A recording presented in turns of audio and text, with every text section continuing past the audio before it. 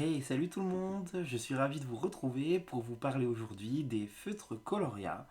Coloria m'a gentiment envoyé du coup leur boîte de 96 feutres à alcool. Donc je les ai reçus dans cette boîte transparente qui ressemble à une petite valisette quoi, comme ça.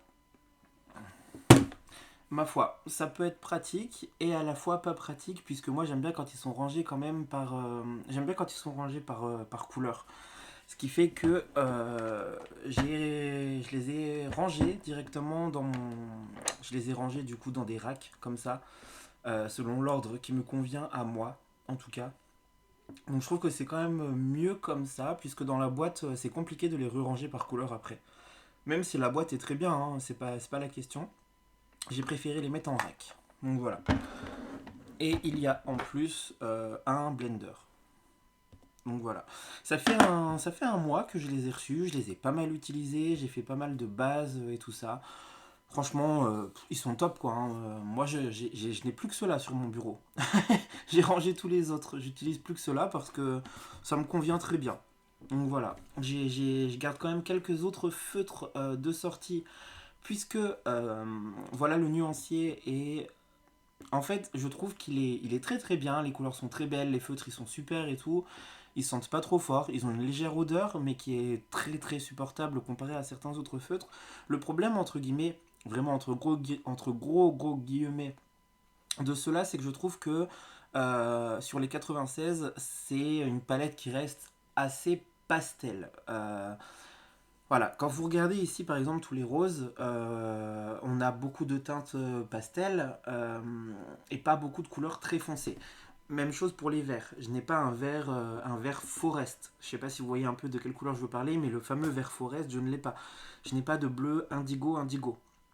Donc en fait, il y a un bleu qui s'appelle indigo. Il est d'ailleurs juste ici.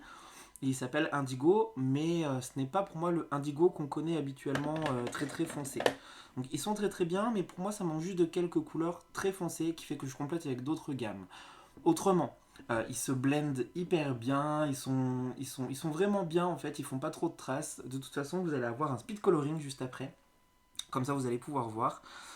Et, euh, et voilà. Donc en fait, c'est une boîte de 96 qui comporte du coup les 40 feutres d'origine. Il y avait déjà une boîte de 40 feutres qui existait. Ils les ont complétés avec du coup 28 couleurs peau. Donc là, on s'en rend bien compte, hein, il y a beaucoup de marron. Ici, on se rend compte aussi qu'il y a pas mal de nouvelles couleurs peau, couleur chair. Et ils ont complété avec 28 nouvelles couleurs pastel. Donc ce qui fait que oui, effectivement, il y a beaucoup de couleurs pastel. Il y avait déjà des couleurs pastel dans le set de 40. Il y a 28 nouvelles couleurs pastel, donc forcément, plus 28 nouvelles teintes peau. Ce qui fait que finalement, en termes de couleurs foncées, on a les couleurs foncées qui étaient déjà contenues dans le pack de 40 et pas de nouvelles couleurs foncées quoi en soi. Donc voilà pour ça. Moi je les trouve vraiment très très bien, même au niveau du corps du crayon comme ça, je les trouve bien. Alors il y a des petits points blancs ici, en vrai je sais pas trop à quoi ils servent. Je sais pas trop à quoi ça sert. C'est vrai que je leur ai pas posé la question. Mais voilà. Et voilà pour ça en fait, hein, tout simplement.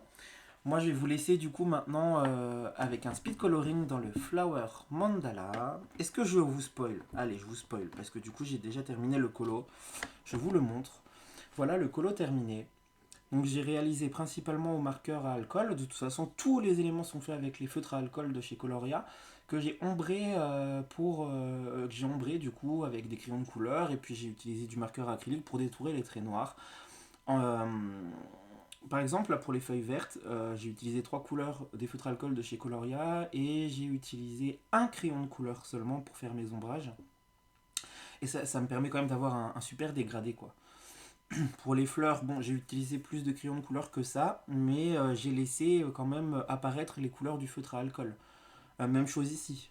À la base, c'est du feutre à alcool et j'ai utilisé deux crayons de couleur pour faire des ombrages.